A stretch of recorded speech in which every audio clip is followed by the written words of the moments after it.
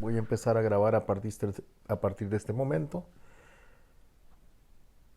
E iniciamos hoy vamos a estar básicamente en el capítulo 6 del libro de Lucas, los versos del 6 al 10.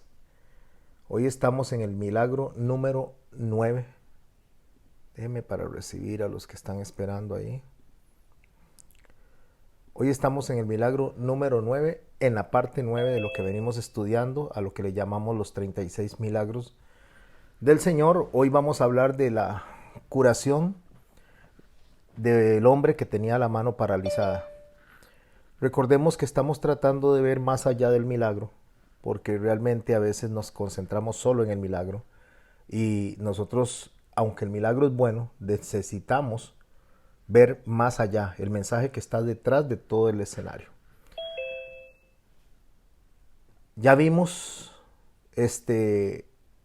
hasta el día de hoy 8 milagros. El 1 y el 2 fue la resurrección de la hija de Jairo y la sanación de la mujer del flujo de sangre, lo vimos en una sola clase. El milagro tercero fue la resurrección de Lázaro. El cuarto fue la sanación de la hija endemoniada de la cananea. El quinto milagro fue la moneda que estaba en el pez que el Señor Jesús mandó a sacar a Pedro con el fin de que pagara los impuestos. El sexto milagro fue la maldición de la higuera. Y la semana pasada estudiamos el séptimo y octavo milagro en una sola clase, que fue la alimentación de los 5,000 y la alimentación de los 4,000. No voy a meterme de lleno en cada milagro, porque para eso están los audios, para que los repasen. Antes de dejar de compartir esa imagen que les puse ahí para venir a la clase, les puse ahí porque quise iniciar con una pregunta y después explicaré cuál es la razón de esa pregunta. La pregunta es: ¿cuál de esos tres hombres que están viendo ahí, cuál de esos tres predicadores es el más santo o el más preparado para la predicación? ¿Cuál de los tres? Si usted va a una iglesia donde está cualquiera de ellos tres, a una congregación donde está cualquiera de estos tres hombres que están viendo en la imagen, ¿cuál consideran ustedes? No es que me lo tengan que responder acá, solamente quiero dejar eso puesto en la mente. ¿Cuál consideran ustedes de esos tres que es el más apto? El que debe ser aceptado, el que debe ser respaldado por una congregación. El de la izquierda, tal vez, que puse esa imagen porque usualmente los pastores en la mayoría de las iglesias se visten así, con corbata, con saco, en la mayoría de los lugares. El del centro, que vemos que es un poquito ya más de sacerdote católico, o el de la derecha, que vemos que es un señor que está en una ropa bastante sencilla, pero que también lo estamos viendo como un predicador. Dejo de compartir para ya concentrarnos nosotros juntos a la enseñanza, y después de hacer esa pregunta volveré de nuevo a hablar de estos tres predicadores. Solamente hice la pregunta. Los milagros que estamos estudiando hoy, o el milagro que estamos estudiando hoy, que es el milagro número 9, que es la curación de un hombre con una mano que la tenía paralizada. En algunos textos dice la mano seca. Se repite en otros evangelios, aparte del que estamos estudiando hoy, que es Lucas 6, versos 6 al 10. Se repite en Mateo capítulo 12, versos 10 al 14. Y en Marcos capítulo 3, versos 1 al 6.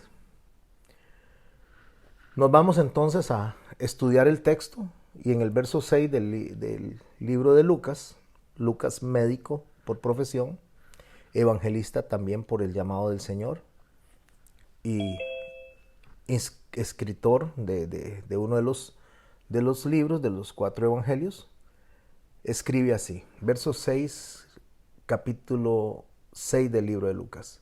Aconteció también en otro día de reposo, y me gustaría que le hagan énfasis, si están con la Biblia abierta, si están haciendo anotaciones, que dice aconteció también en otro día de reposo. Esto es muy importante, otro día de reposo. ¿Por qué? Porque si Lucas hubiera querido decirnos a nosotros que algo se estaba algo estaba pasando. En un día de reposo solamente hubiera dicho aconteció en un día de reposo. Pero si él nos está diciendo que aconteció también, está utilizando una palabra que incluye otros eventos y además dice otro día de reposo, entonces nos hace ver que era una conducta que se estaba repitiendo durante la predicación del Señor, que en los días de reposo estaba pasando algo. Y en eso de que Él está enseñándonos qué es lo que estaba pasando, empieza a narrar la descripción de lo que estamos estudiando hoy. Que Él entró, hablando de Jesús, en la sinagoga y enseñaba. Aquí yo quiero hacer una pausa, porque cuando las personas dicen que los judíos atacaban a Jesús por la predicación que tenía, esto es un error bastante grande. Porque los judíos no atacaban, primero que no eran todos los judíos los que atacaban a Jesús, era una parte, no eran todos los fariseos, era una parte, ni eran todos los escribas, era una parte. Una parte lo atacaba y lo perseguía y otra parte no lo perseguía. De ahí que tenemos a un hombre como Nicodemo, que también era miembro del Sanedrín, y tenemos a otras personas de mucha relevancia ahí, que eran miembros del Sanedrín o de la riqueza, de los ricos de la época. Así que el Señor entraba a predicar, el Señor entraba a las sinagogas judías a enseñar. Cuando hablamos de judíos, debemos de recordar que en los tiempos de Jesús habían 29 sectas judaicas y 2 escuelas de enseñanza.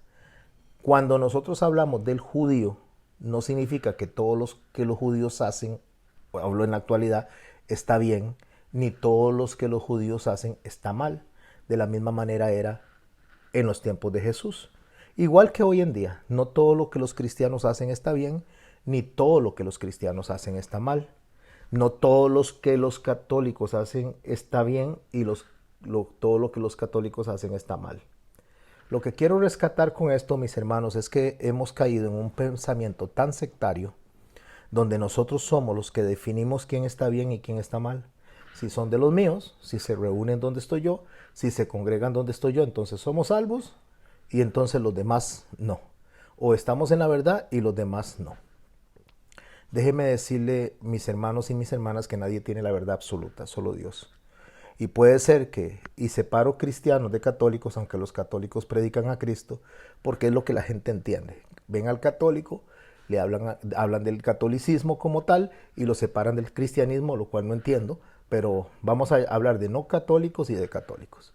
Entonces, se atacan unos a otros, y digo se atacan porque no lo hago yo, y espero que usted no lo haga también. Se atacan unos a otros por cuestión del entendimiento, de lo que se maneja como verdad. Y ciertamente, mis hermanos y mis hermanas, todos tienen un poco de verdad y todos tienen un poco de error. Todos. Y agarre esa palabra y póngala en grande. Todos. Después, más adelante, conforme vayamos avanzando en el estudio de Hebreos, nos vamos a ir metiendo en lo que es el concepto judaico y el judaísmo de Jesús, cómo no debe rechazarse, cómo no debe de apartarse, debe de observarse como tal, pero entendiendo claramente qué es judaísmo y qué no lo es, porque hay cosas que se practicaban dentro del judaísmo que no eran mandadas por Dios. Y hay cosas que no se practicaban dentro del judaísmo que Dios las había mandado. Lo mismo que en la iglesia de hoy, en la actual. Hay cosas que la gente hace que Dios no mandó. Y hay cosas que la gente no está haciendo que Dios sí está pidiendo que se hagan. Bueno, volviendo al texto, a lo que estamos leyendo, vemos que Jesús enseñaba en la sinagoga, no tenía ningún problema de enseñar. De hecho, no había problema con las enseñanzas porque como eran bastantes escuelas de rabinos, bastantes sectas judaicas, como les digo, unas 29 para los tiempos de Jesús, 2 escuelas mayoritarias como la de Hillel y Shammai, y entonces no había problemas en cuanto a eso. El Señor entra a la sinagoga y enseñaba, dice, y estaba allí un hombre que tenía seca la mano derecha.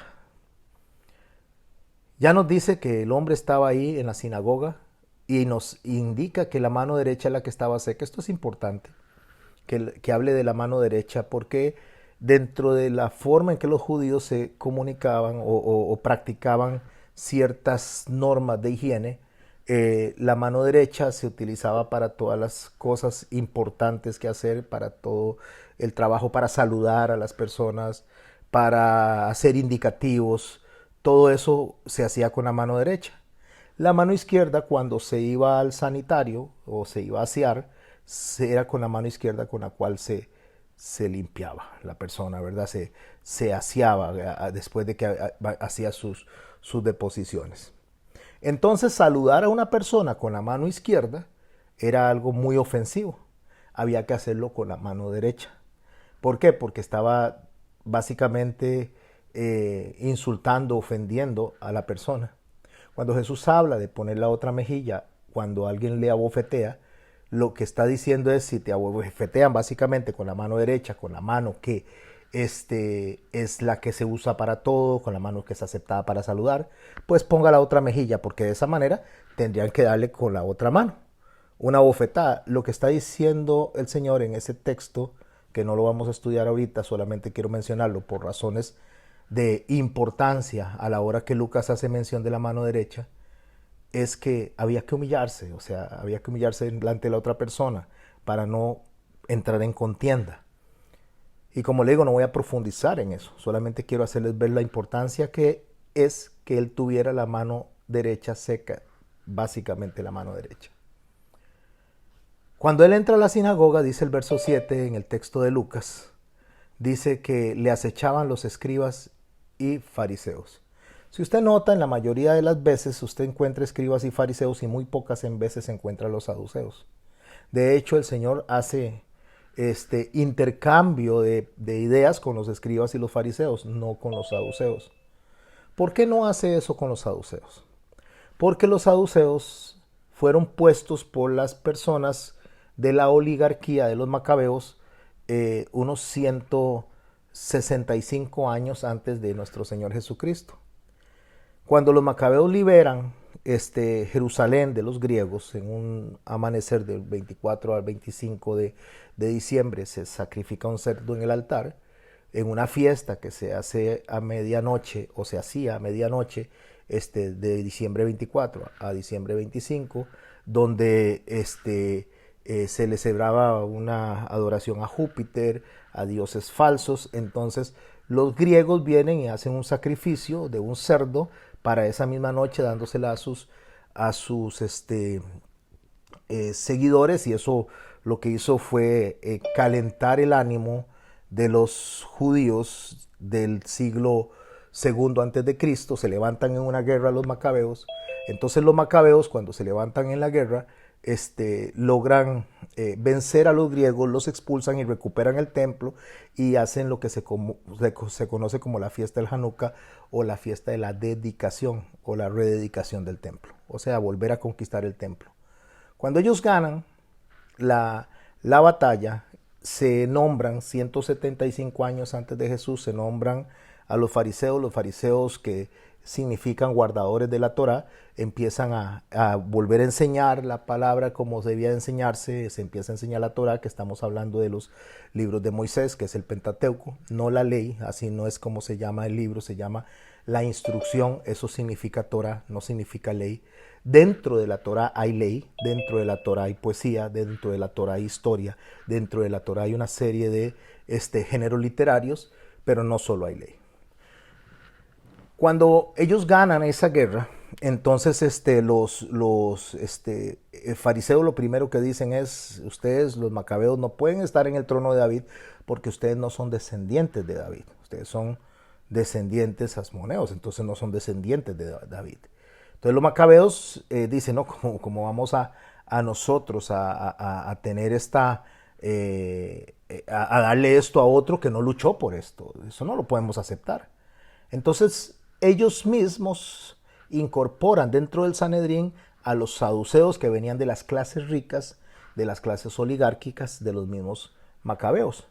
Entonces cuando eso sucede, los macabeos, los saduceos dicen: no, sí, los macabeos pueden quedarse como, Judas Macabeo puede quedarse como rey, no hay ningún problema. Y los saduceos eran mayoritarios dentro del Sanedrín establecido en los tiempos macabeos.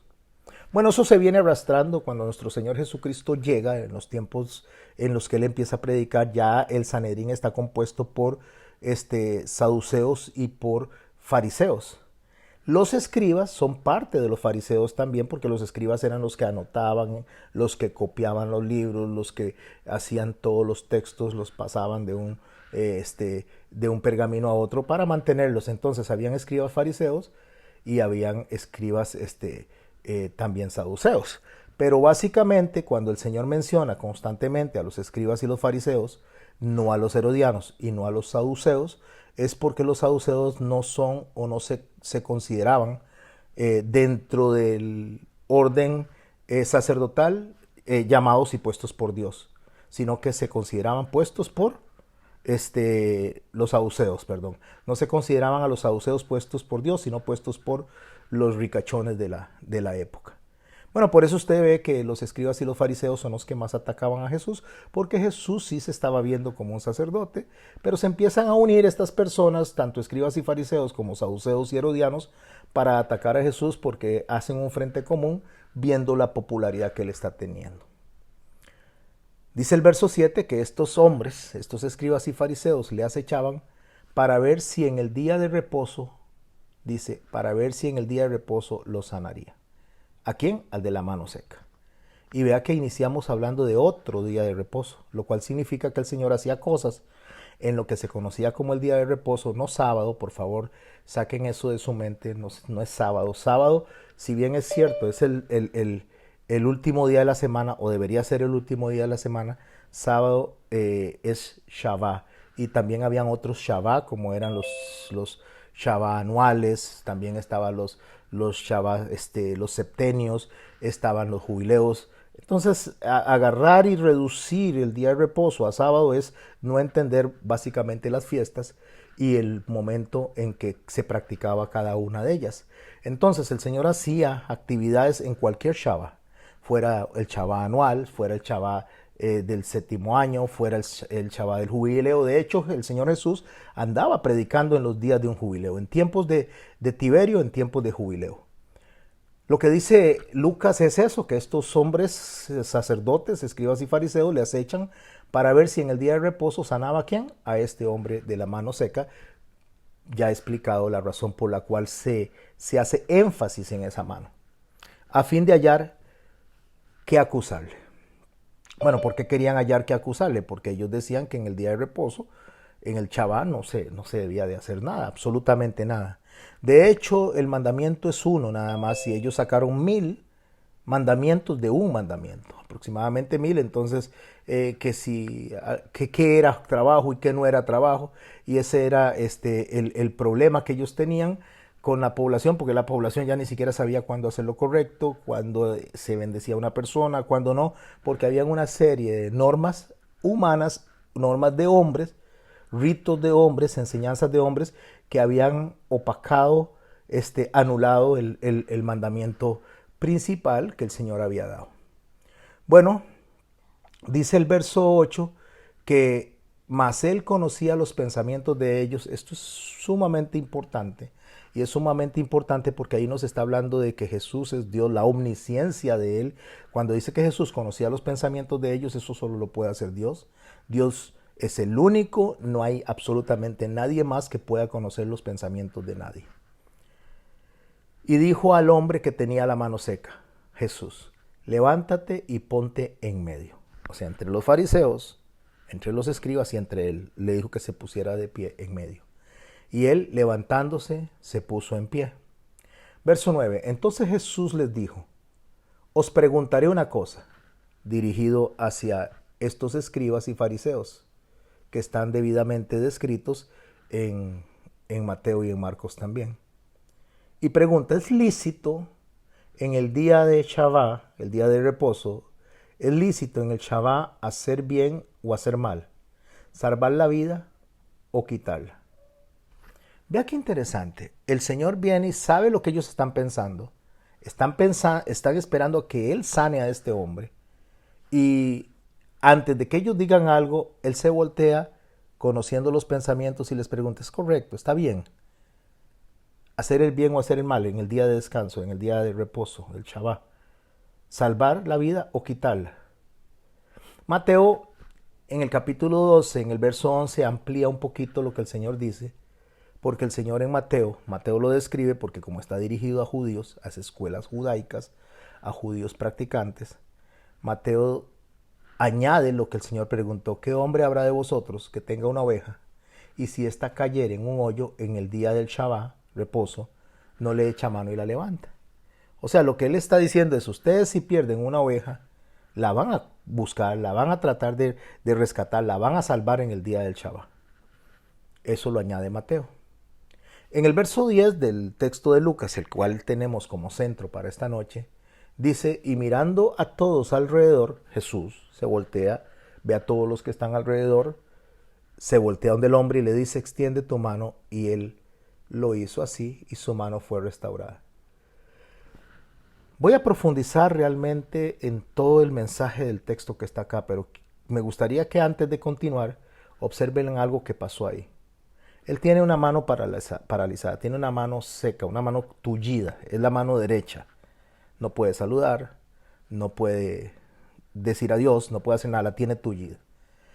Cuando el Señor le dice a él: extiende tu mano, préstele atención a lo que él hace.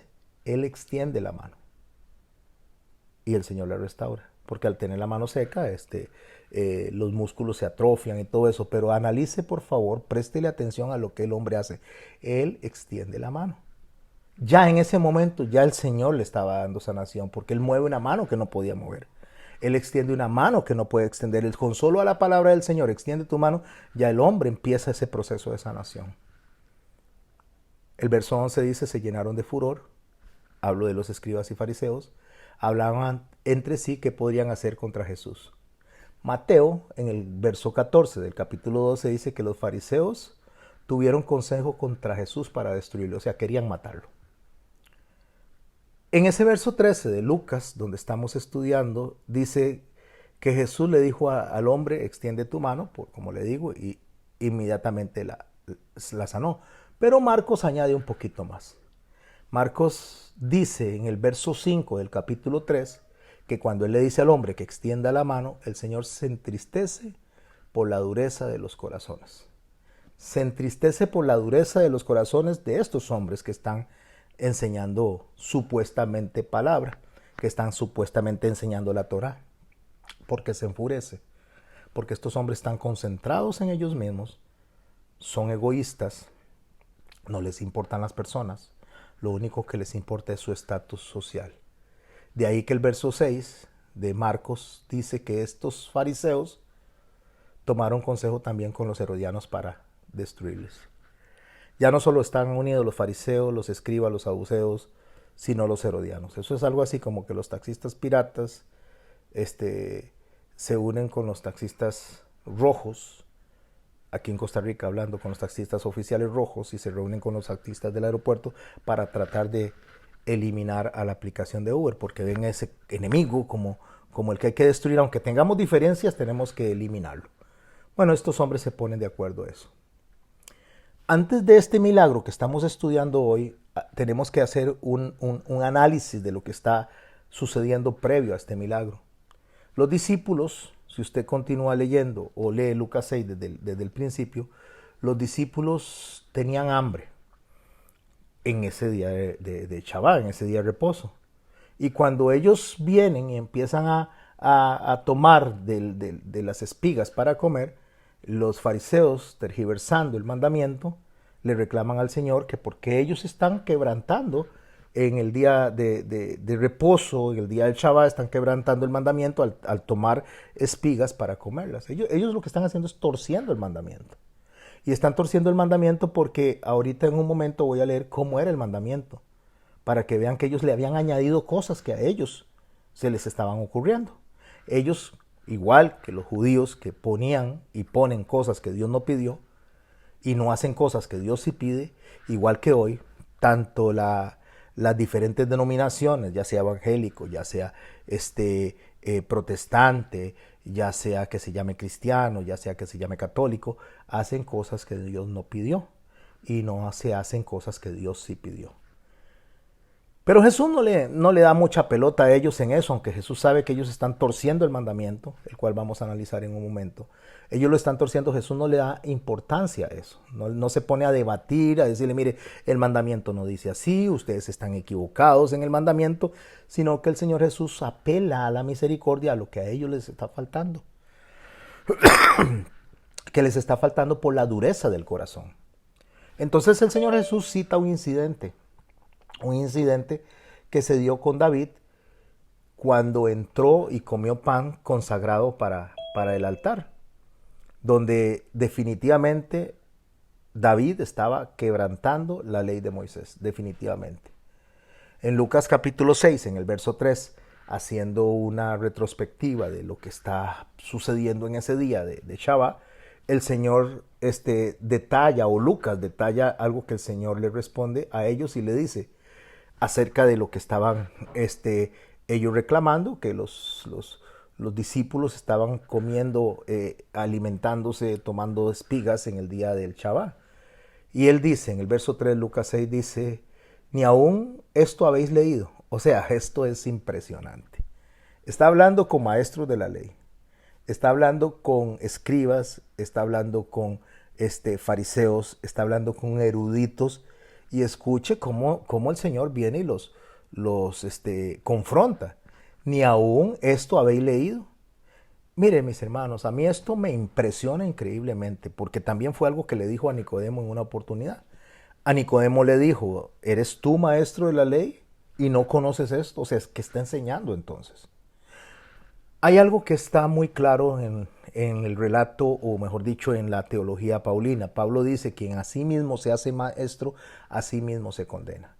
¿Por qué? Porque nosotros no podemos llegar y ponernos a dar una enseñanza si el Señor no nos ha hecho un llamado, si no entramos en una preparación y por supuesto disponemos nuestro corazón junto con la Escritura y la guía del Espíritu Santo para enseñar.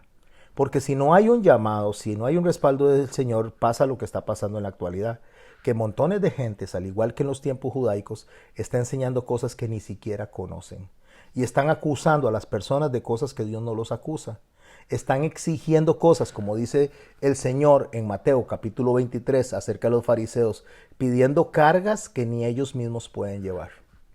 Por eso Él les entra de esa forma y le dice, ni aún habéis leído lo que hizo David cuando tuvo hambre él y los que estaban con él.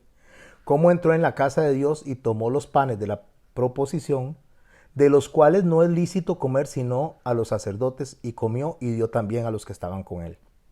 Él está diciendo, David estaba violando el mandamiento de Moisés. Pero así dice en el verso 5, y les decía, el Hijo del Hombre es Señor aún del día de reposo. O sea, él está diciendo, vea, señores fariseos, mire, señores escribas, ustedes no entienden que el que escribió el mandamiento soy yo, el Señor, Dios, o sea, soy yo. Y yo que escribí el mandamiento, no acuso a David por lo que estaba haciendo. Es más, los mismos sacerdotes infringían el mandamiento, porque tenían que cocinar los panes en el Shabbat, tenían que colocarlos, tenían que quitar los anteriores. Pero ¿cómo se iba a poner pan entonces si no lo hacían? Porque lógicamente había algo que se debía hacer y se debía cumplir. Dentro de lo que Él les está enseñando a ellos, les está enseñando que la misericordia, el amor y la compasión, usted no lo puede eliminar.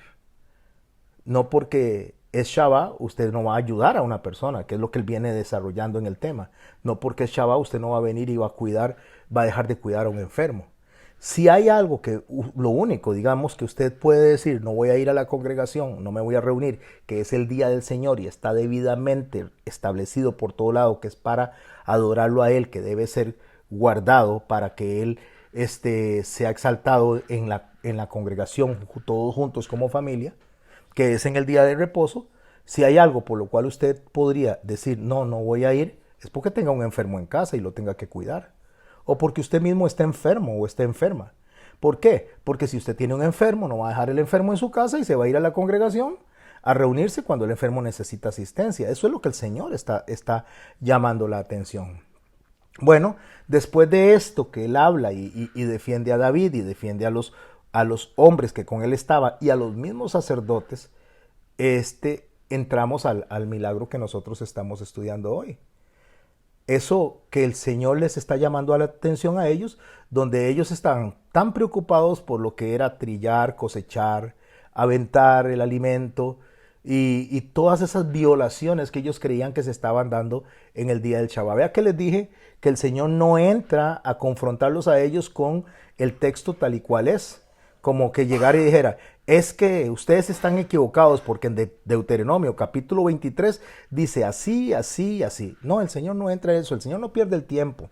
El Señor, en lugar de estar perdiendo tiempo en vanas discusiones, en palabrerías, diría Pablo, en lugar de estar en eso, Él apela a la conciencia, apela al amor, apela a la compasión, a la virtud de cuidar a una persona. A eso es a lo que Él apela. Pero leamos el mandamiento que ellos dicen que los discípulos estaban infringiendo cuando estaban tomando espigas y poniéndoselas en la mano para comer. Esos mandamientos están dentro de las leyes humanitarias que están en capítulo 23 de Corintios. Eso inicia del capítulo, estaban en las leyes humanitarias de Deuteronomio, del capítulo 23, de los versos 15 al 25. En esas leyes humanitarias vamos a observar los versos 21 en adelante, solamente para ver que ellos no estaban infringiendo la ley de Moisés como lo decían los fariseos. Por eso el Señor le reclama, le dice, entonces no ha leído. Cuando le dice, tampoco habéis leído lo que hizo David, le está diciendo, usted no ha leído, entonces no ha leído la Torah, no la leen como debe de leerla, la leen superficialmente, sacan lo que les conviene, sacan lo que a ustedes les parece que es lo que más les favorece, pero no están tomando el texto completo. En eso es lo que se encierra todo el discurso de nuestro Señor. Entonces, cuando Él habla de las leyes humanitarias, sin mencionarlas, apela a la conciencia, apela a la compasión y al amor. Porque escuche lo que decía la ley en el verso 21 del capítulo 23 de Deuteronomio. Cuando haces voto a Jehová tu Dios, no tardes en pagarlo, porque ciertamente lo demandará Jehová tu Dios de ti, y sería pecado en ti. Ok, usted se le ofrece algo al Señor, usted tiene que cumplirlo. Una vez que usted se lo ofrece, tiene que cumplirlo, porque ellos están hablando de votos, están hablando de corbán, están hablando de cosas que se hacen, pero el Señor enseña que en medio del mandamiento hay algo más grande que el mismo mandamiento, y es que debe ser el mandamiento aplicado bajo el amor. De ahí que el Señor en 1 Corintios capítulo 13 da una serie de conductas que se pueden hacer, como cantar, como predicar, como profetizar, lo que sea. Pero si se hace sin amor, eso no sirve para nada. Es más, no solo dice eso, sino nada son, diciendo que no hay ni siquiera identidad. Bueno, el texto de Moisés en el verso 21 de Deuteronomio 23 habla del voto a Dios y no tardes en pagarlo, porque ciertamente demandará Jehová tu Dios de ti y sería pecado en ti. Verso 22. Mas cuando te abstengas de prometer, no habrá en ti pecado. Ok, no le ofreció a Dios nada, no hay pecado. Dios no le está obligando a hacer nada, ya el Señor hizo todo en la cruz. Lo que usted le ofrezca a Dios es porque usted desea hacerlo por amor, pero eso sí, si lo ofrece, cúmplalo. Es lo que dice Salomón también, cuando a Dios hace promesa, no tardes en cumplirla, porque Dios no se complace con los que prometen y no cumplen. Continuando en Deuteronomio 23, estudiando lo que ellos consideraban que se estaba violentando, dice en el verso 23, pero lo que hubiere salido de tus labios, lo guardarás y lo cumplirás conforme lo prometiste a Jehová tu Dios, pagando la ofrenda voluntaria que prometiste con tu boca. Aquí no está hablando de plata, está hablando de ofrenda, o sea, todo lo que usted haga. Congregarse, adorar, orar, servir a los hermanos, cualquier cosa que usted le ofrezca a Dios, no importa lo que sea, no solo está hablando de bienes materiales, lo que sea, cúmplalo. Y viene el verso 24, cuando ellos empezaron a cuestionar a los discípulos, pensando que en este verso 24 y 25 estaba el asidero de lo que ellos estaban reclamando. Cuando entres en la viña de tu prójimo, podrás comer uvas hasta saciarte, mas no pondrás en un cesto. O sea, le está diciendo, si entra a un viñedo, cómase todo lo que quiera hasta que se le quite el hambre. Pero no se las va a llevar en canasta, no va a traer un camión y la va a cargar. Coma lo que quiera, eso sí, no se lo lleve. Verso 25, cuando entres a la mies de tu prójimo, podrás arrancar espigas con tu mano, mas no aplicarás hoz a la mies de tu prójimo. O sea, entre coja lo que necesita, cómaselo, pero no la corte. No, no es una cosecha lo que usted está haciendo. No corte todo, aliméntese.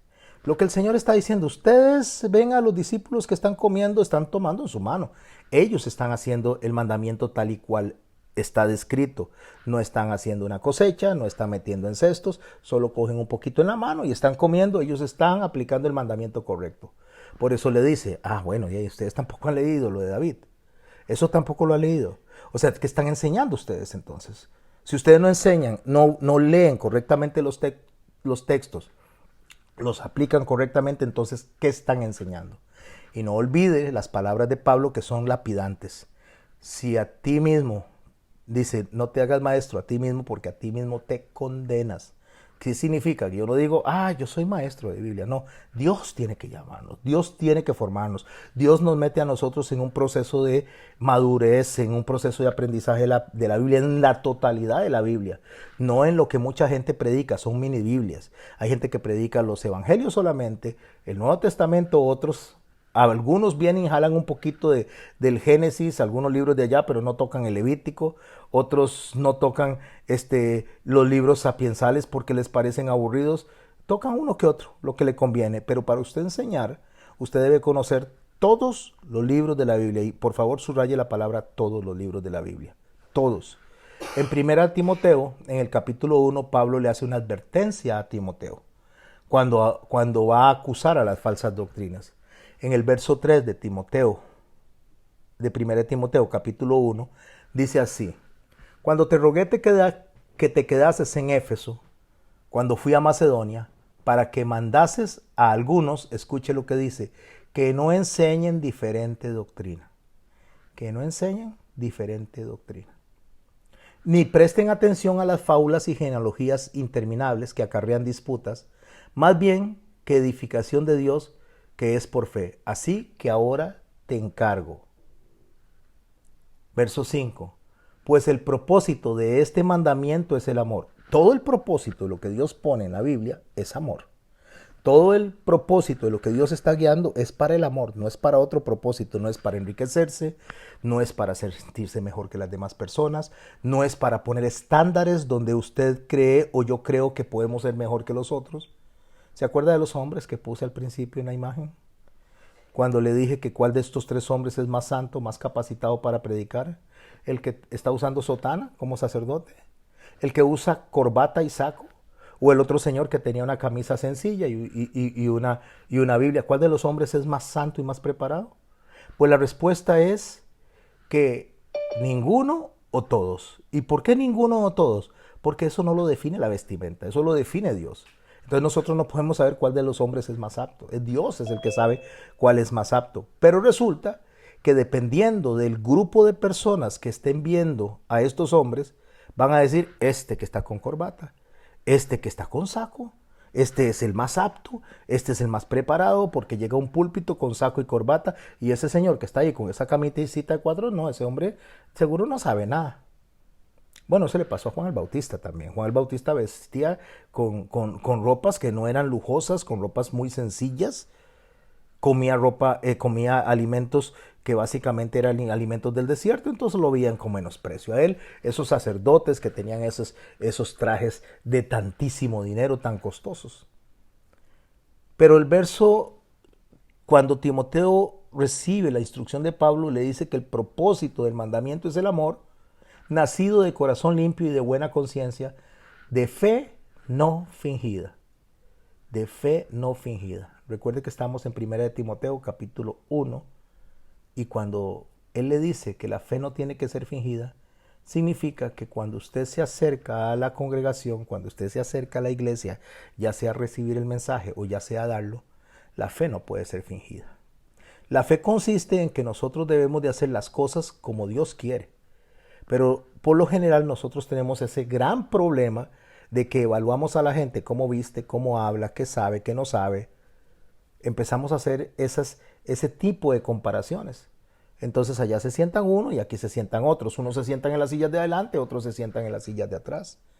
Pero se hace una selección de personas. Eso también es sectarismo dentro de la misma iglesia. De fe no fingida, de las cuales cosas desviándose algunos, le dice Pablo a Timoteo, verso 6, de las cuales cosas desviándose algunos se apartaron a vana palabrería. Escuche esto, vana palabrería. O sea, es como si Pablo tomara esa forma de expresar moderna, de decir, se volvieron un plato de babas. O sea, predican, pero lo único que sale son palabrerías. Nada que edifique, nada que enseñe, nada que aporte. Verso 7, queriendo ser doctores de la ley, o sea, creían a sí mismos que saben mucho, sin entender ni de lo que hablan, ni de lo que afirman. Wow, eso es, pero es un golpe durísimo. Pablo, si estuviera en este momento y llegara a ciertas congregaciones, es muy probablemente que llegara y le dijera a las personas que mejor siéntese, hágame el favor, ¿qué está haciendo ahí al frente? ¿Qué es lo que está enseñando? No ha leído, dijo el Señor Jesús, también lo de David. ¿Cómo usted, le dice a Nicodemo, siendo maestro de la ley, no sabe estas cosas que le estoy diciendo? O sea, el Señor y Pablo nos mandaría a sentar y decía, siéntese ahí. Siéntese ahí porque ustedes ni siquiera saben lo que están diciendo y mucho menos entienden lo que afirman. Y en el verso 8 separa lo que están enseñando los maestros que enseñan mal de lo que es la ley. ¿Por qué hablando de la ley como la Torá, como la instrucción, él separa eso? Porque el problema no es la instrucción, el problema es la interpretación de la instrucción. El problema es agarrar algo que Dios dijo y decirlo fuera de contexto de lo que el Señor dijo, o sea, decirlo totalmente con otras palabras. Por eso es que Pablo le dice a Timoteo, verso 8, pero sabemos que la ley es buena, escuche, si uno la usa legítimamente. ¿Qué significa? Que yo puedo usar la ley, yo puedo usar la Biblia, yo puedo usar la instrucción ilegítimamente. Y eso es lo que ellos estaban haciendo. Ellos estaban aplicándole un mandamiento a ellos, torciéndolo, y el mandamiento básicamente no decía lo que ellos decían. Aún así Jesús no se puso a discutir por aspectos de interpretación, pero apeló al corazón y le dijo, bueno, pero no han oído lo de David, que estaba con hambre. Y también les dice, y es que si ustedes tienen una oveja no la van a rescatar. No olvidemos que estamos estudiando un milagro, un hombre de la mano seca, una mano tullida, un hombre que estaba en la sinagoga, estaba tratando de aprender, ya lo conocían al hombre porque seguro cuando llegaba no podía saludar a nadie, porque la mano con la que se asea es la mano que él podía usar para saludar, entonces a él no lo saludaba nadie, le pasaban de lejos, mientras estuviera con la mano tullida, y entonces dicen, vamos a ver si lo va a sanar a este en día de Shabbat, en día de reposo. Verso 9. Conociendo esto, Pablo le sigue hablando a Timoteo. No nos olvidemos que estamos jugando con los dos textos. Cuando digo jugando es pasando de uno al otro. Conociendo esto, que la ley no fue dada para el justo, sino para los transgresores y desobedientes, para los impíos y pecadores, para los irreverentes y profanos, para los parricidas y matricidas, para los homicidas, para los fornicarios, para los sodomitas, para los secuestradores, para los mentirosos, para los perjuros, y para cuanto se oponga a la sana doctrina, según el glorioso evangelio de Dios, bendito, que a mí me ha sido encomendado. O sea, lo que dice Pablo es por qué la gente se ocupa tanto en decir que la ley no aplica para ahora, sí aplica, pero aplica para llamar la atención a los que la violentan. Para eso aplica. Por eso es que en Mateo capítulo 23, cuando el Señor le llama la atención a esos escribas y fariseos, les dice hipócritas, les dice. En Mateo 23, en el verso 23 le dice el Señor a ellos, ay de vosotros escribas y fariseos, hipócritas, le dice, porque diezmáis la menta y el eneldo y el comino y dejáis lo más importante de la ley, que es la justicia, la misericordia y la fe. Esto era necesario hacer sin dejar de hacer aquellos. Igual que en el día de hoy. La gente está tan concentrada. No, la ley era para los judíos. La ley no es para nosotros. No, la ley era para el Antiguo Testamento. No es para nosotros. ¿Quién dice? Jesús dice que si un mandamiento se violenta, se violentó todo. Y si un solo mandamiento, es más, si se quita una tilde, una jota de toda la escritura, el Señor viene y llama la atención que todas las plagas caerán con el que sesgue, con el que agarre y disminuya esos mandamientos, o sea, que los parta a conveniencia. El Señor es muy claro en eso. El Señor en ningún momento vino a abolir la ley, en ningún momento Él dijo, yo no vine a abrogar la ley, sino a darle fin, o sea, a explicarla. ¿Y cómo la explicó Él? Ni una J, ni una tilde, está hablando de una G ni una Yot. Son dos letras hebreas, no es la tilde ni la J de nuestro abecedario, una G y una Yot. No va a pasar ninguna de esas letras, hablando de la letra más grande y la letra más chica del alefato hebreo. Eso no va a pasar, dice, hasta que la tierra pase o hasta que los cielos pasen. Perdón, y si nosotros analizamos, no ha pasado el cielo. Que yo sepa, esta mañana que salí, ahora en la tarde, ya estaba el cielo. Y que yo sepa, ahora que salí, caminé sobre la tierra. Entonces, si eso no ha pasado, el Señor dije, tampoco ha pasado la ley.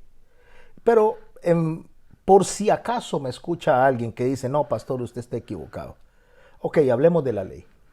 Un poquito. No matarás. ¿Aplica o no aplica para nosotros? Amarás al Señor tu Dios con todo tu corazón, con todas tus fuerzas, con toda tu mente. ¿Aplica o no aplica para ahora? No adulterarás. ¿Aplica o no aplica? Honrarás a tu padre y a tu madre. ¿Aplica o no aplica? No voy a leer todos los mandamientos ni los voy a mencionar. Bueno, no los estoy leyendo, los estoy mencionando de memoria. Pero lo que quiero decir es que el Señor dice, si uno se quita todo. Entonces, si aquello aplica, aplica todo. Solo que hay que saber diferenciar entre mandamientos, normas y estatutos, porque algunos estatutos y algunas normas eran para un tiempo, pero el mandamiento aplica. Pero resulta que ellos estaban metiendo mandamientos, estaban torciendo los mandamientos y estaban sumándole a los mandamientos ideas humanas y estaban cuestionando lo que los discípulos estaban haciendo, que no estaban violando la ley, sino más bien estaban aplicando la ley tal y cual fue dada. Si quiere comer y tiene hambre, coja, pero no corte la planta. Si quiere comer, coma, pero no lo echen canastos. Ellos estaban haciéndolo bien. Pero estos ignorantes de la ley, y no le digo ignorantes en una forma de insulto, sino porque así es como lo plantea el Señor Jesucristo, cuando el Señor Jesús le dice, y tampoco han leído lo de David. Estos estaban ignorando la esencia de la ley, que es la justicia, la misericordia y la fe. Esto era necesario hacer sin dejar de hacer aquello, dice. Y escuche cómo le llama, guías ciegos que coláis el mosquito y te tragáis el camello. ¿Qué significa eso? Que le daban más importancia a cosas irrelevantes que a cosas que realmente tienen importancia. ¿Cómo le llama el Señor cuando confronta eso con los fariseos, con los escribas? ¿Cómo lo llama? En el capítulo 7 del libro de Marcos, cuando habla de lo que se contamina o de lo que contamina al hombre, en el verso 1 dice en Marcos 7, se juntaron a Jesús los fariseos y algunos escribas, que habían venido a Jerusalén, los cuales viendo que algunos discípulos comer pan con las manos inmundas, esto es, no se lavaban las manos, los condenaban. O sea, estaban más ocupados en que lávense las manos. Pues yo creo que se creían el Ministerio de Salud de la época. Y estaban más concentrados en eso que realmente en la esencia del mandamiento. Porque el mandamiento, la esencia del mandamiento de lavarse las manos no era para lucir mejores. La esencia del mandamiento de lavarse las manos no era para que se vieran mejor los fariseos que las demás personas que se lavaban las manos a cada rato. No, la esencia del mandamiento que Dios le dio a las personas que se laven las manos es por amor, para que no se enfermen. Para que lavándose las manos, entonces no adquieran bacterias y no adquieran virus y no adquieran cosas que los pueden matar. Es el amor, la esencia está en el mandamiento, la protección de esas personas. En el verso 3 del capítulo 7 de Marcos dice, porque los fariseos y todos los judíos, aferrándose a la tradición de los ancianos, escuche, a la tradición de los ancianos, aferrándose es agarrándose de la tradición de los ancianos. Si muchas veces no se lavaban las manos, no comen. O sea, ellos había que lavarse a cada rato, cada 5 minutos, cada vez, si no, no comían. Pero estaban más concentrados en cómo se veían. Estaban concentrados en si tenían corbata. Estaban concentrados en si tenían saco. Estaban concentrados en si tenían una, ¿cómo se llama esto? Acabo de decirlo, lo que usan los sacerdotes, ya olvidé, la vestimenta de los sacerdotes. Una, una sotana, muchas gracias, mi amor. Exactamente, está, ¿perdón? No, la sotana de los sacerdotes católicos. Ellos estaban más concentrados, estoy hablando de una manera metafórica, ¿verdad? Ellos estaban más concentrados en lo cómo se veía la persona por fuera que en lo que estaba adentro. Entonces dice el verso 4, y volviendo de la plaza, si no se lavan, no comen, y otras muchas cosas que hay que tomaron para guardar, como el lavamiento de los vasos de beber, los jarros, los utensilios, metal y los lechos. O sea, está diciendo, había un montón de cosas que ellos estaban haciendo a su manera. Le preguntaron pues los fariseos y los escribas, ¿a quién? A Jesús. ¿Por qué tus discípulos no andan conforme a la tradición de los ancianos? Escuche, conforme a la tradición de los ancianos, sino que comen pan con las manos inmundas. Entonces él les dijo, hipócritas, bien profetizó de vosotros Isaías, como está escrito, este pueblo de labios me honra y su corazón está lejos de mí. De labios me honra significa que dicen, hacen, pero no viven. O sea, solo es pura apariencia. Ahí está subido, vuelvo a trasladarlo a nuestro tiempo, subido en un púlpito, bien encorbatado, lleno con un saco, o una mujer entra con un vestido hasta el suelo que le arrastre, pero al fin de cuentas no es lo que luce, sino lo que hay adentro de su corazón, lo que el Señor está pidiendo. De hecho, si hay algo que el Señor le dejó claro a Samuel, fue eso, cuando mandó a ungir a David. Y él vino y salió al hermano mayor de David y dijo, este grandote, sí, este es el que el Señor escogió. Y el Señor le dijo, no, este no es. Yo no miro, dice, como ven los hombres ven la apariencia y yo veo el corazón. Por eso le dijo, hipócritas, le dice, hipócritas. Este pueblo de labios me honra y su corazón está lejos de mí. Pues en vano me honran. Escuche qué es lo que él dice, me honran en vano. Enseñando como doctrinas mandamientos de hombres. Están enseñando algo que no está en la ley, que es con lo que él se está encontrando. Enseñando algo que no está en la ley, pero que ellos lo tuercen. Y hay gente que dice que la ley no aplica, pero no es que la ley no aplique, es que están aplicando cosas que la ley no exige. La ley no demanda. Porque dejando el mandamiento de Dios os aferráis a la tradición de los hombres. Los lavamientos de los jarros, los vasos de beber, y hacéis otras muchas cosas semejantes. O sea, hacen muchas cosas que yo no les pedí.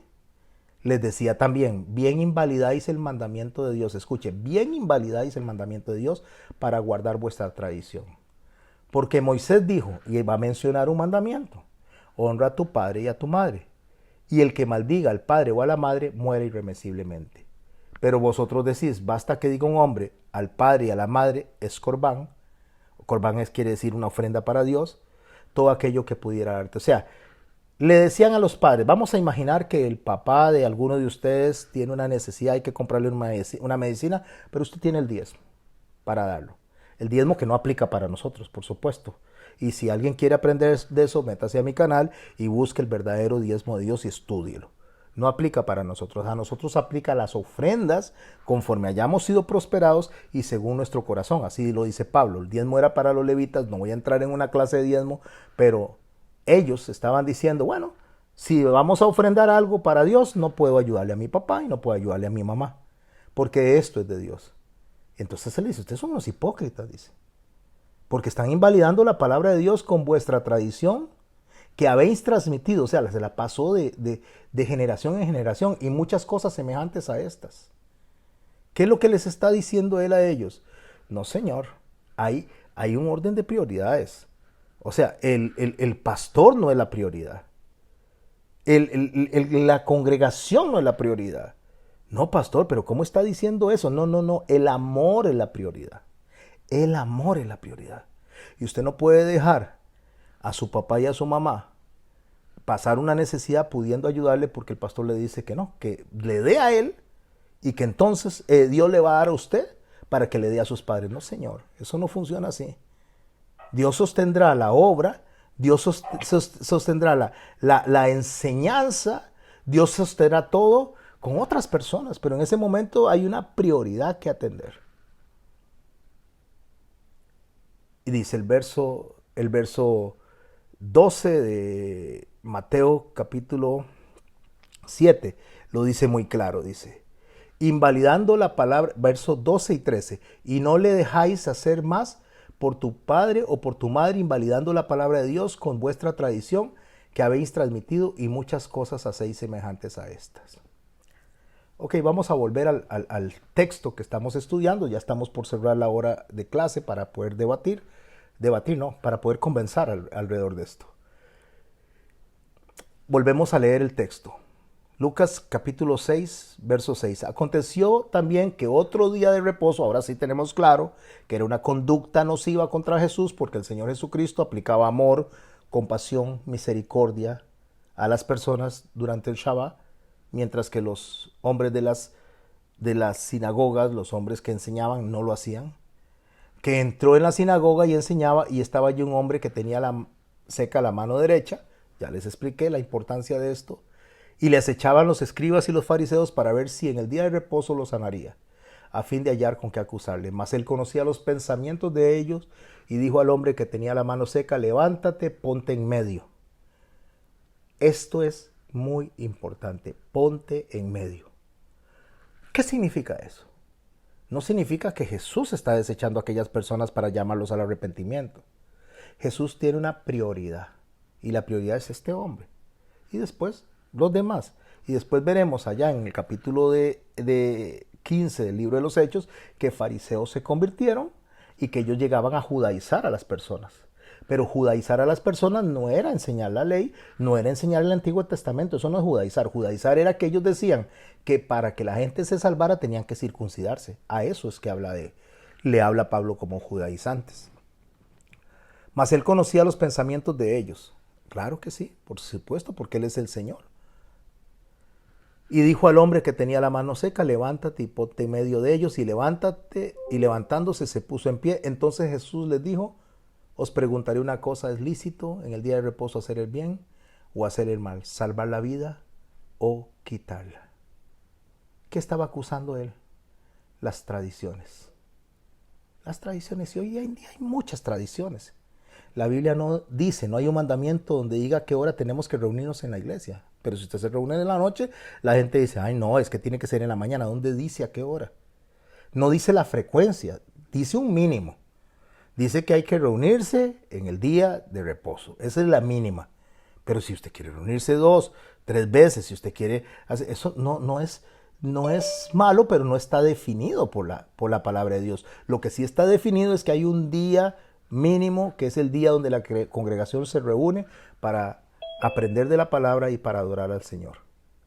Tampoco en el Antiguo Testamento aunque el Antiguo Testamento menciona instrumentos musicales, mis hermanos, en el Nuevo Testamento no se mencionan instrumentos musicales. Así que el criterio de qué se usa para adorar y alabar al Señor está en cada congregación, porque no hay nada que lo establezca.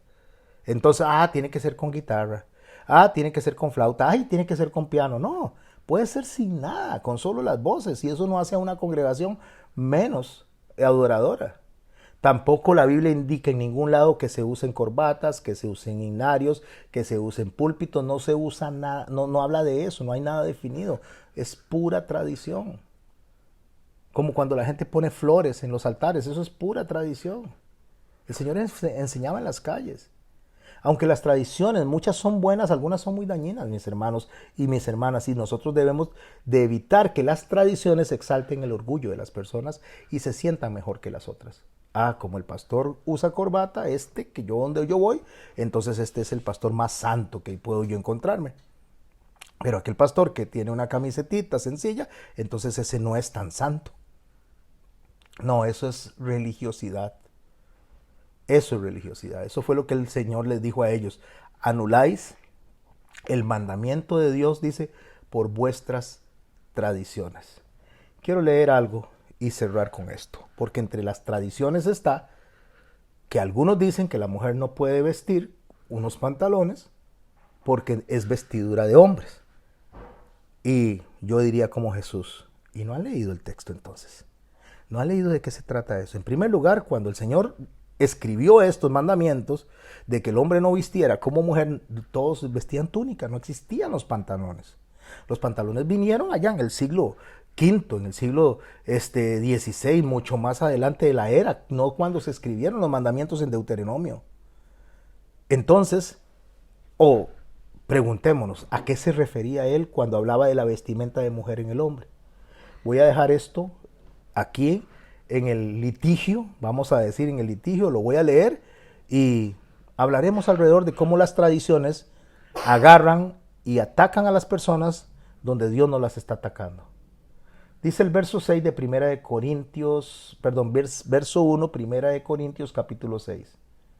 ¿Osa alguno de vosotros, cuando tiene algo contra otro, ir a juicio delante de los injustos y no delante de los santos? ¿O no sabéis que los santos han de juzgar al mundo? Y si el mundo ha de juzgar a vosotros, ¿sois indignos de juzgar cosas muy pequeñas? ¿O no sabéis que hemos de juzgar a los ángeles? ¿Cuánto más las cosas de esta vida? Pablo le está diciendo a los corintios, nosotros tenemos que resolver las cosas entre nosotros. No tiene que venir nadie de afuera a decirnos cómo resolver. Nosotros tenemos la ley del Señor. Y en base a la ley del Señor resolvemos. Y a partir de ese momento que dice que nosotros tenemos que hacer las cosas de manera correcta, más adelante en el capítulo 11, después de que habla cómo debe resolver la iglesia de la manera correcta, no agarrando y metiendo vana palabrería, en el capítulo 11 menciona el atavío de las mujeres. Os alabo, hermanos, porque en todo os acordáis de mí y retenéis las instrucciones tal y como las entregué. Pero quiero que sepáis que Cristo es la cabeza de todo varón y el varón es la cabeza de la mujer y Dios la cabeza de Cristo.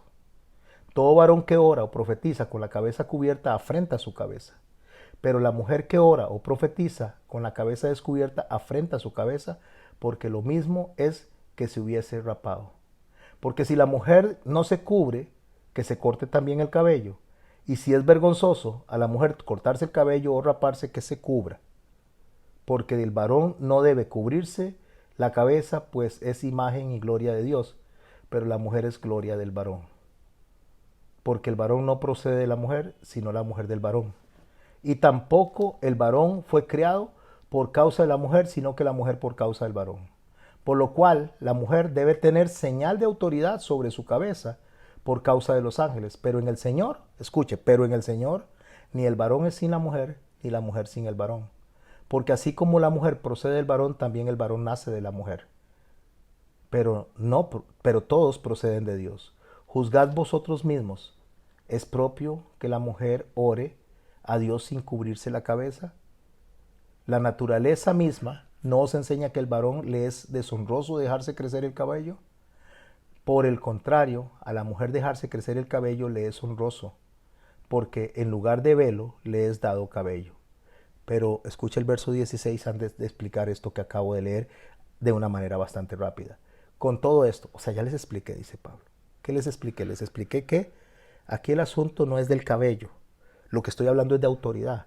Dios puso como cabeza al hombre y a la mujer la puso para que se sujete al hombre por una cuestión de orden.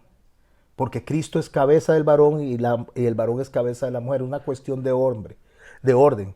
Pero si la mujer no quiere, dice, tener el cabello largo, o sea, cubrirse, me refiero a estar bajo la autoridad del hombre, entonces rápese la cabeza. Lo que está diciendo él básicamente es, no se case. Si no quiere sujetarse al varón, no se case, entonces quédese soltera. Pero si usted se casa, entonces debe sujetarse como lo manda la ley. Pero el varón tampoco se crea más que la mujer por lo que estoy diciendo. Porque el varón no procede del varón, procede de la mujer. Por lo tanto, el varón y la mujer proceden de Dios. Entonces, lo que estoy enseñándoles, estoy tratando de parafrasear las palabras de Pablo, es algo de autoridad. Es algo donde el Padre nos enseña a nosotros cómo envía al Hijo y el Hijo al Espíritu Santo. Es un orden de autoridad. Ellos son iguales en dignidad, el varón y la mujer son iguales en dignidad. Cuando estoy hablando de no ponerse ropa de varón, no estoy hablando de los que se visten como afeminados, que está muy claro que dice que los homosexuales y afeminados, Dios no los recibe, los envía al fuego eterno. Homosexuales, la persona en ese tiempo que se echaba con varones, aunque se vistiera como hombre. Y los afeminados es aquellas personas que se vestían, o más que todo como un trasvestido, que se pone tacones, se pone todo eso mujer, así se vestían esos hombres, a eso se refiere. Pero no se está refiriendo a la prenda en sí misma, porque que yo sepa, hay pantalones de mujer y hay pantalones de varón. Yo no veo a un varón poniéndose un pantalón de mujer, a menos que sea afeminado, como lo dice la Biblia. Pero lo que él está hablando claro es que no tome la autoridad que no le corresponde, porque está hablando de autoridad. Entonces se tuerce el mandamiento, se anula a la mujer dentro de la congregación y le dice, usted no puede, pero ni siquiera hablar en la congregación, tiene que quedarse callada. Y que él dice que la mujer que ora o profetiza debe de cubrirse la cabeza. Significa que debe estar bajo la sujeción de un pastor. Si un pastor le permite que usted dé reflexiones en la iglesia, que usted traiga una enseñanza, usted está bajo sujeción. Pero si usted viene y dice como mujer, no, yo soy aquí la que mando y aquí nadie me dice nada, entonces está violentando eso, ese orden. Bueno, de la misma manera hay montones de cosas que se están invalidando de Dios para poner lo que a cada quien le parece mejor y no lo que Dios está diciendo. Por eso Dios le dice a ellos, sin ponerse a hacer debatir acerca de lo que la ley era, le dice, piensen en el amor, piensen en eso, piensen en la compasión, en la justicia. ¿De qué le sirve a una mujer entrar con una falda hasta el suelo si adentro en su corazón está anhelando al esposo de otra? ¿De qué le sirve a una mujer entrar con una falda hasta el suelo si en su corazón está viendo imágenes, películas o pornografía y anda con la faldota ahí? ¿O que de qué le sirve a un hombre llegar bien con corbata, bien con saco, pararse frente al púlpito y estar pensando o deseando la mujer del prójimo? ¿O de qué le sirve a ese hombre estar ahí bien con corbata predicando si su corazón cuando llega a su casa se pone a ver pornografía o cosas así? Lo que quiero decir, mis hermanos, Dios no ve la apariencia, Dios ve el corazón. Pero puede entrar un hombre sencillo, con una camisita sencilla, con la Biblia en la mano, con un mensaje poderoso de Dios para cambiar las vidas. Puede ser que una mujer se siente a la par suya, que tiene una falda larguísima, y esa mujer Dios la use, aunque esté usando unos pantaloncitos, no de hombre, sino sus pantaloncitos diseñados para ella, la ropita decente. Y con esa ropita puede ser que esté delante de Dios más acepta que la que está con esa faldota y con ese velo encima. ¿Por qué? Porque sus tradiciones invalidaron el mandamiento de Dios. No hagan esto sin dejar de hacer aquello. ¿Qué está diciendo el Señor? Piensen en la justicia, la misericordia y la fe. O sea, piensen en el amor. Porque si no hay amor en lo que hacemos, de nada sirve. Si usted hace las cosas solo porque está obligado a hacerlas, de nada sirve. Tiene que estar el amor junto con la responsabilidad, junto con la demanda que el Señor nos hace a nosotros, donde estamos comprometidos a hacer algo para Él. El amor es la base de todo. Si no hay amor, de nada sirve. Somos como címbalo que retiñe. Si nosotros decimos que predicamos al Señor Jesucristo y estamos acusando a las demás personas por cómo visten, cómo hablan, por donde se congregan, nosotros no entendemos entonces del Evangelio. ¿Por qué no entendemos del Evangelio? Porque el Señor lo dijo muy claro. Yo he venido a buscar otros rebaños también. No solo a este, sino también otros rebaños. Es más, le dijo a los discípulos, empiecen por Judea, Samaria y hasta lo último de la tierra. Eso significa que hay que incluir a todas las personas en el mensaje de amor. Vamos a darle gracias a Dios y regreso para que conversemos acerca del tema.